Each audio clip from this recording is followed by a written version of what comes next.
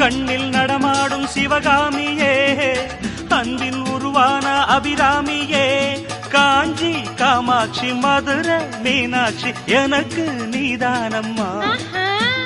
செக்கு மாடு சுத்தி வரலாம் ஊர் போய் சேராது. ததறின தரநர இந்த மோகம் ஒரு தலராகம் மயக்கம் தீராது.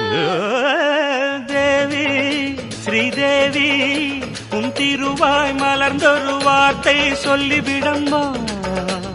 பாவி அப்பாவி உன் தரிசனம் தினசரி கிடைத்திட வரம் கொடம்மா.